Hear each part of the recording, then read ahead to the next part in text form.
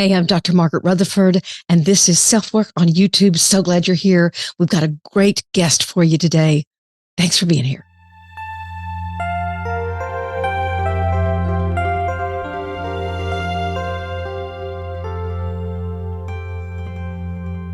Hi, Sanam. It's nice to meet you as well. Yeah. I just thought it was very interesting. Your publicity people sent over a lot of the things, and I thought, gosh, she talks about a lot of different issues, but I had never had anyone on Self-Work talk about some of these prevalent trends for social media. We've talked about the dangers of social media and that kind of thing, but I was fascinated by some of these things that you wanted to talk about because they encapsulate, I think, what maybe even younger listeners might want to hear, these sort of trends that are happening and the dangers of such, and probably the positives, the things that might be affirming as well. So I would love for you to talk about that.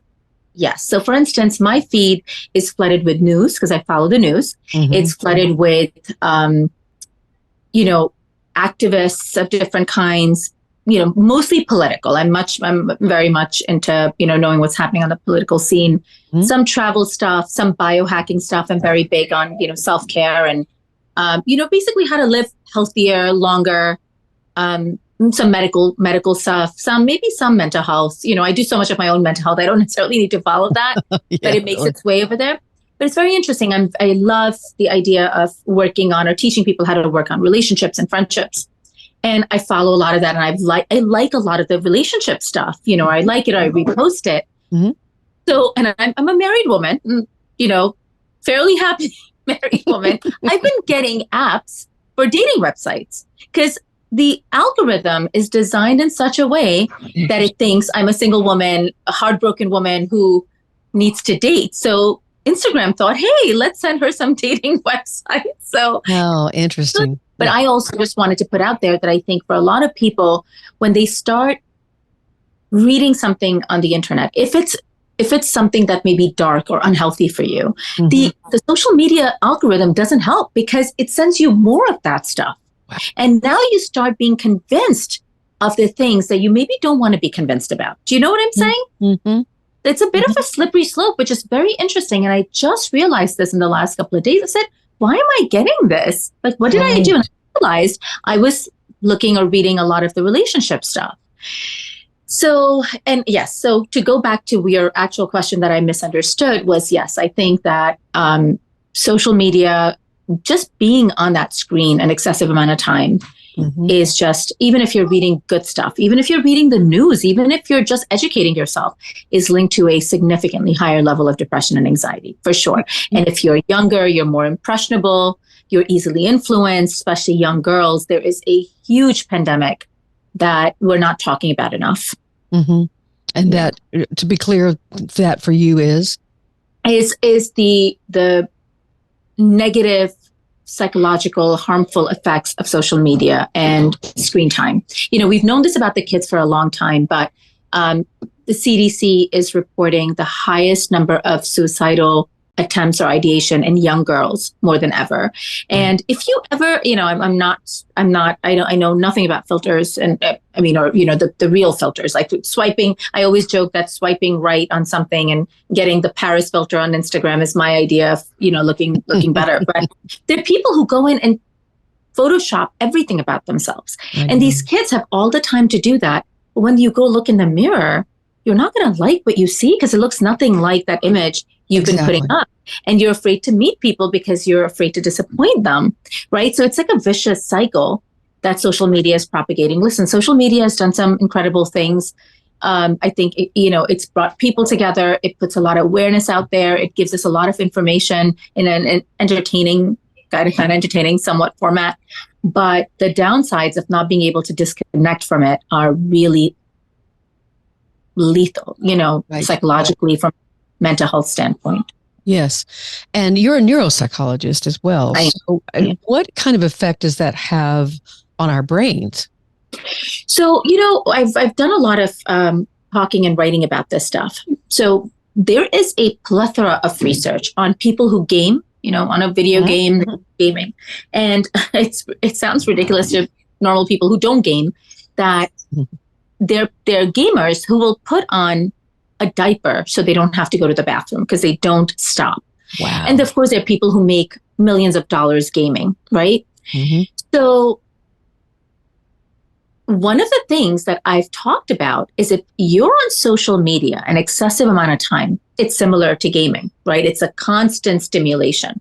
What fMRI studies have found is that people who game excessively, the white matter, the gray matter, the white, the good stuff, the volume in the brain actually atrophies and decreases in volume. Really? So is it a wide stretch to say that a kid who's on social media or even an adult who's on social media, listen, we are declining as you and I talk. Our brain health is declining because that's what happens. We kind of go up during our teenage years and we plateau and then we start to decline. Our memory, our manual dexterity, our attention. I can tell you I used to devour books and now I'm like, okay, if I can just find a window where there isn't a distraction, my eyes get fatigued and I had to get reading glasses, much to my chagrin. So we're spending this time, and unless you're in that perfect little window of cognitive strength, spending that excessive amount of time on social media is absolutely harming your brain. Even if you take out the mental health struggle, even if you ignore the mental health, anxiety, the low self-esteem, not liking how you look, it's still hurting your brain. Is there a way to rebuild that white matter? Absolutely. The thing we know is the brain is plastic, right? Neuroplasticity is a real thing. And it, basically has taught us in the last decade or so of research that the brain can do even more than we ever imagined. It can repair. It can, I read a study, it was so interesting, that in traumatic brain injury, one part of the brain that is responsible for something, when it gets injured, another part of the brain that didn't have that job takes over that job till that part of the brain can recover. So the idea of neuroplasticity is that it's never too late. Your brain can expand and become better at what it does, but you have to feed it like every other part of our bodies, right? Sure. Like when we go to the gym, we are blown away by how impressive it is that our bodies can do things that it couldn't do 6 months ago or a year ago. Well, the brain's your most valuable muscle, and we don't exercise it. We don't do anything with it. So, if we can disconnect from our phones, we can put it away in a drawer. If we can, find windows of rest, if we can plug the phone in far away from the bed at night, I think we can do amazing things at recovering. Sometimes my phone gives me a message that says screen time, weekly screen time. It kind of gives you, I think I have it set to that setting, and it tells me, and I'm really sort of upset when I see that there's been a spike in my screen time. Although I must say I use my phone a lot for work. I do a lot of remote work using my phone, and I'm not sure if it counts, but I do a lot of research. I do a lot of emails and text messages for work primarily. And I still feel terrible about it. I love this list that I got that is all about sort of this false sense of yourself on social media. You were just talking about it, that you can use with face filters. I have a little bit, Zoom asks you, hey, do you want to look just a little bit better? Or you can do the slider way over where I look like somebody I'm not. Where you look like you're manufactured by AI. Yeah. And so I have it just a little bit, because it's just, okay, that's my vanity. But you're exactly right. And I'm a 68-year-old woman, but you look fantastic. Well, thank you, Zoom. Right? That's amazing. But you need to give me some beauty tips. But, I will get it in the morning, and especially when I have morning face, I go, oh, this doesn't look at all. But I'm not an impressionable young girl anymore. I've had this face for a long time. I'm pretty comfortable with it. And so, if I were 16 instead of my age, that would be really difficult, I would think. And some of the filters are just funny to me, but I think I can see exactly. I mean, I hated some of the way I looked, when I was younger, and but you one of the things you talk about is glowing up. I love this because I have a real issue with some of the influencers who tend to use this really simple, all you have to do is do this every day and all of life will come to you. Can you talk about what glowing up is? Yeah, I have, in the beginning when it started, I didn't quite understand it. So I can kind of see your before and after. You went on a weight loss journey and, you call it a glow up from like 2 years ago. Mm. You weighed, let's say 300 pounds. You went on a journey of exercise and diet and you want to motivate people and that's your glow up. Sure. People talk about emotional or psychological glow ups. Again, I have no, malintent or ill feeling about any of that. What I do worry about is that when you're putting that kind of information out there, your viewers, your audience, the people who follow you, who might have significant problems in their emotional health and mental health, they are taking you. And I see patients who come to me because they were somewhat encouraged by social media. So I know that there are people who really look up to these people to kind of guide them. And all they see is that snippet of you, which you might have recorded God knows when, after God knows how many takes, and they're thinking, this is what you're doing. But when I watch these influencers, the very next day, they're trying something new. And the very next day, they're trying something new because that's how they keep you in. Are you telling me that they're using all of those techniques every single day?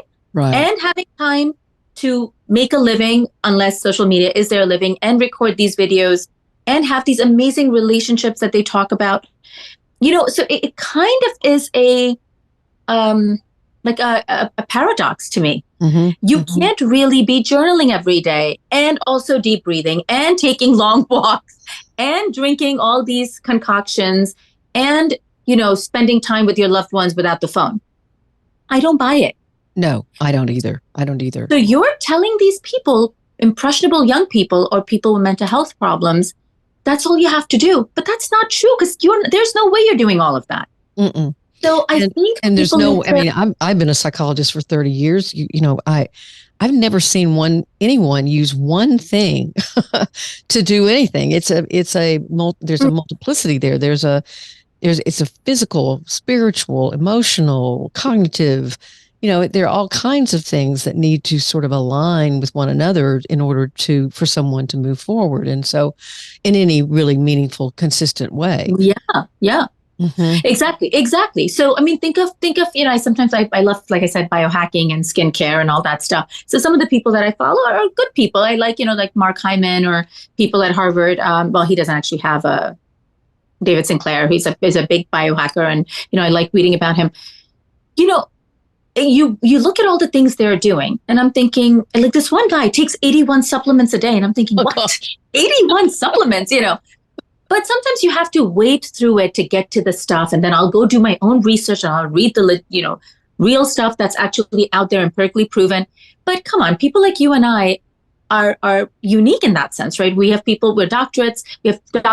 We're used to going to the source. We understand that research can be very muddy. And you can't take that headline for what you can find what you're looking for. 100%. You can always find. You pick the topic, you'll find someone who published something that's that doesn't necessarily mean it's accurate. So even when I watch these skincare people, and I'm thinking, but last week you were touting this other skincare line. Now you're like, how do you even know it works? You didn't try that for more than 2 days, and sure. You don't know who's paying you for. What and what you're endorsing, and if it's really something that's good. Anyhow, so I get to go listen to Lewis Howes. I love Lewis.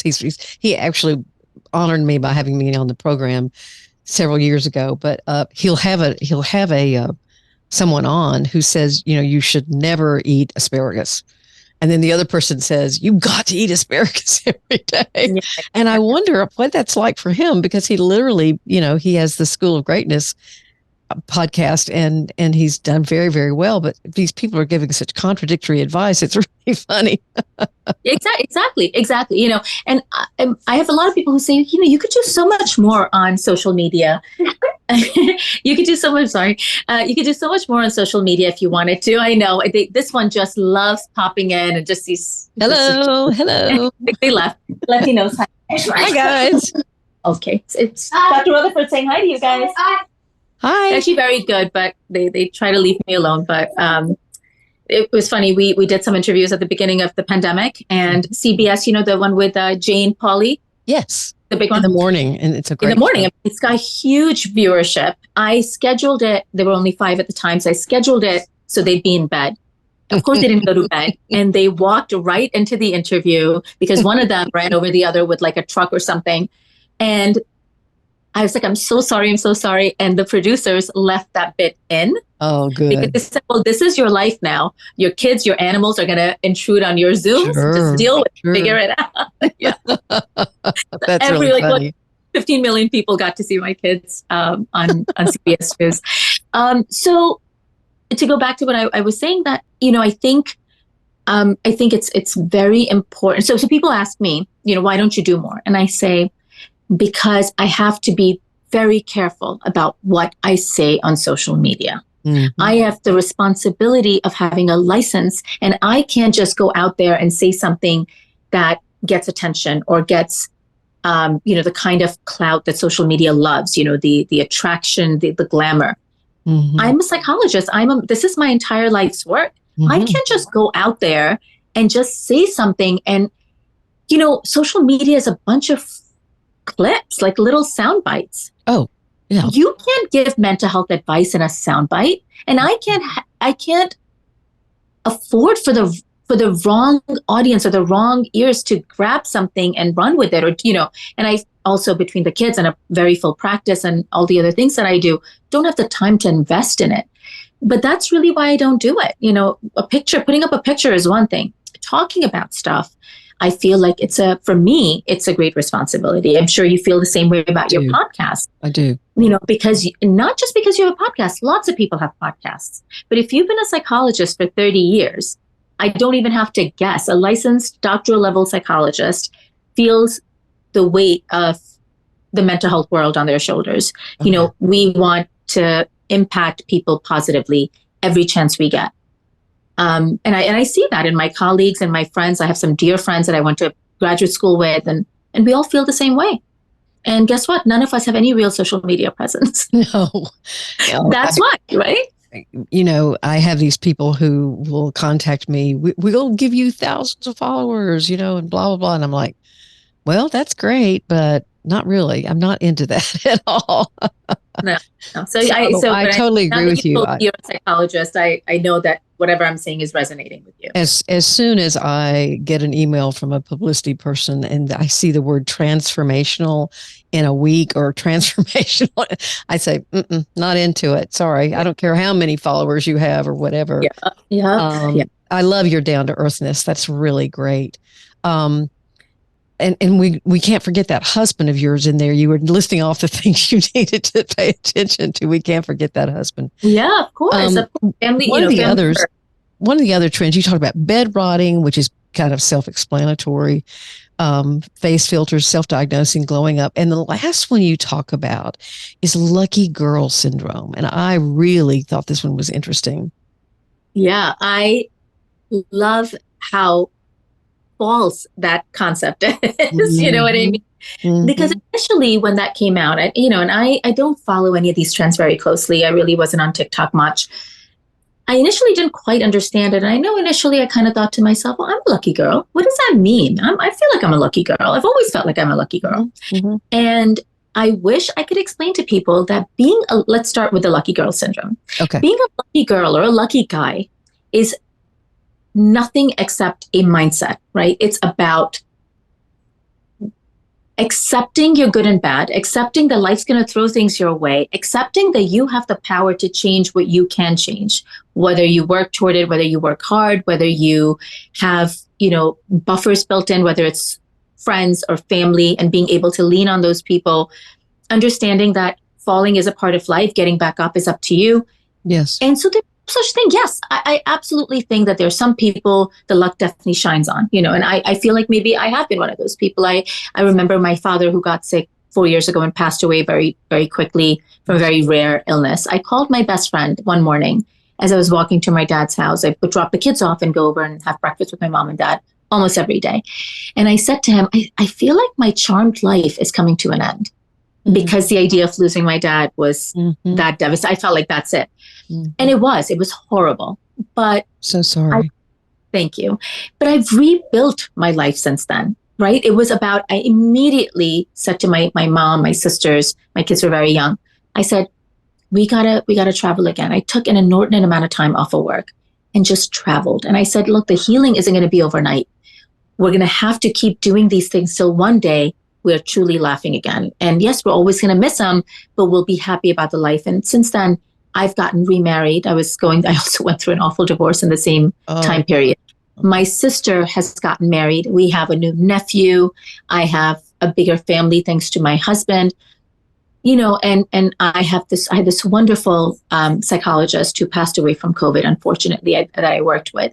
And he said, Sanam, that's life. Your table, meaning your table that you eat on, it expands and it contracts. And you just have to enjoy the times when it's bigger. And that's what Lucky Girl is made of, to accept that things are going to be up and down. And adapt. And adapt. And you keep working toward, that's it. You just one foot in front of the other. And you just got to keep doing it.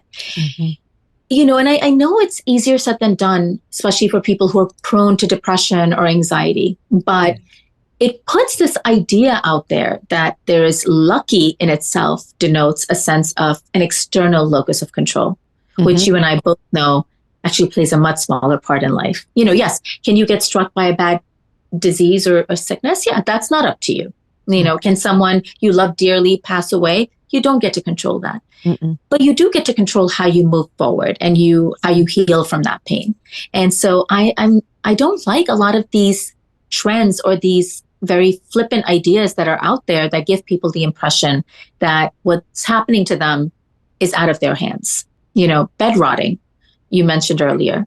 Like staying in bed for ridiculously prolonged amount of time is a sure way of cementing that depression. Having the terrible thoughts swirl around, and an object in motion stays in motion. So guess what happens to an object that stays in bed rotting? It stays in bed rotting longer. I want to make sure people understand you, because I lost track a little bit. What you're saying with Lucky Girl Syndrome is that if you believe it enough, it will happen, right? If you believe it, but also work toward it. You actually have to do the things. And that's what's true, but that's not Lucky Girl Syndrome. People are saying Lucky Girl Syndrome is that if you just want it, it'll happen if you want it hard enough. Am I reading that correctly? I guess that's what they're saying. What I'm saying is, yes, that is a big part of it. The optimistic, positive thinking, I think, is huge. I was on vacation telling my sons about the difference between optimism and pessimism. And I said, if you truly envision it, and if you really look on the bright side of things, good things just happen to you. I've watched it happen to myself, to other people. I said, but you also have to be mindful that some of us are prone to negative thinking. Some of us, because one of my sons said, oh, I'm just not good at sports, Mama, because his twin is like bigger than him. And I said, honey, you can play basketball so much better than you could last year. I see you kicking a ball in soccer, and I'm amazed by what you can do. You can't compare yourself to your brother. He's had a growth spurt. You will have your own growth spurt. Right. But the focus on, so of course they're 8-year-old boys, right? So it's all about the sports right now. And so I said, and I explained to them, and for a couple of days, he couldn't remember the word optimism. And he's like, Mama, I want to be that OP word that you said. I want to see the glass half full. And I said, but you can train the brain to do that. I explained the concept of neuroplasticity to my 8-year-old, and he got it. There you go. He got it. So, I said, I want you to envision good things. And I want you to, even if you must say it to yourself, I can do this. Look at your past successes and say, well, I did that. I know I can do this. It's just going to take maybe a little harder work than, let's say, your brother or someone else. But that's okay, because there are other things that are going to come to you easy. So we all have to work hard at some things, and then some things come easy to all of us. And I also think this is resonating with me as far as there's one of my favorite stories about, she wasn't my biological grandmother, but she was a grandmother to me. And when I first met her, when she was 84 and I was 24, and she didn't die till she was 104. And she was living in this beautiful apartment, and she used to love to sit out on her sun porch and watch the clouds go by because it was all glass walls. Then she moved to a condo kind of thing that was smaller, and she had this big bay window. And the final place where she ended dying had a tiny window. And I looked at her, I called her Ed, and I said, Ed, I'm so sorry that your window is so small. And she looked at me, Sanam, and said, they are the same clouds. I love that. Isn't that a wonderful way of looking at things? I love that. Absolutely love that. I And sometimes feel that way about the moon, that yes, no matter where you are, no matter how you wake up, how you go to bed, the moon is still yours. right. I And love that that. I reminds me of absolutely. your dinner table, Yeah. analogy that sometimes it's going to get smaller, sometimes it's going to get bigger, but Yeah. it's what are you focusing on that's important. Yeah. Mm-hmm. Yeah. 100%. Material things, for instance, are going to come and go, right? So having that anchor, jobs are going to go, money's going to go. I've seen people go from living in mansions to tiny little retirement homes or nursing homes. That's aging. You have to accept these things are going to happen to all of us if we're fortunate enough to live that long. Mm-hmm. Just now when I was in London, in the UK, my uncle and aunt were the only doctors for miles, I mean, for towns in a part of a few hours away from London. And they lived in this huge house that I think belonged to the mayor of the town. It's massive. And my aunt died, and then my uncle, of course, they had retired by then. They actually owned their own hospital, and he now lives in a room in a nursing facility. And I thought to myself, wow, that's just life.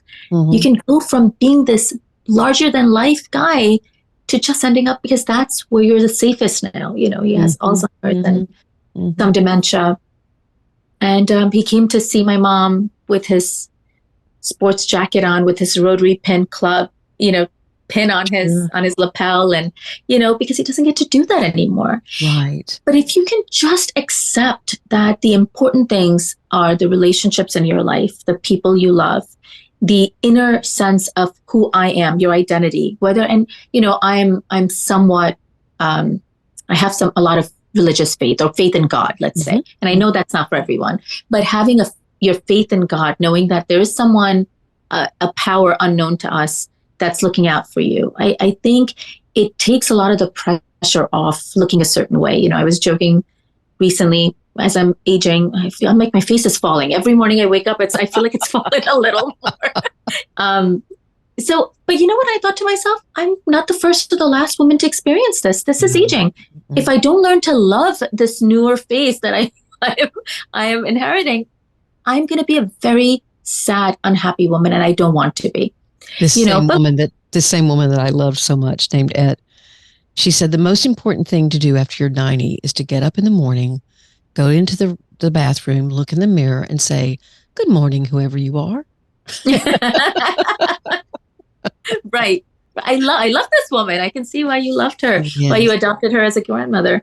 So, listen, even for someone who purports to understand people and relationships and human emotions and psychology, we all have our challenges, right?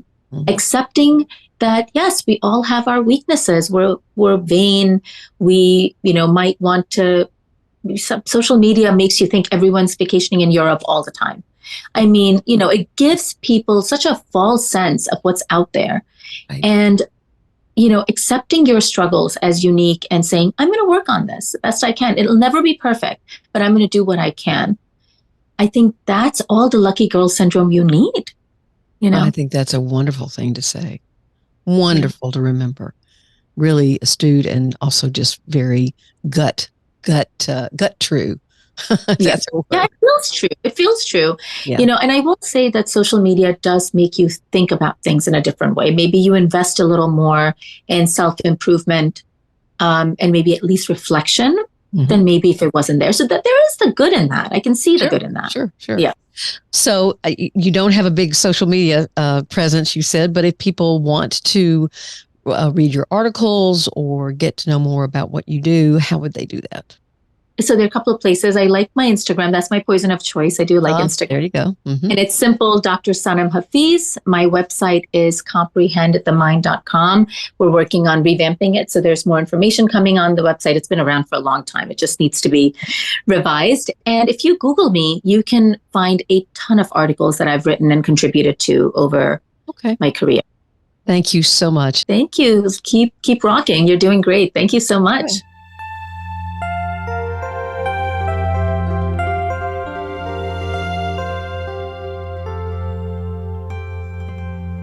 We're so glad you were here today. You can find Self-Work anywhere you listen to podcasts, and we'll be back with something for YouTube soon. Take care. Bye for now.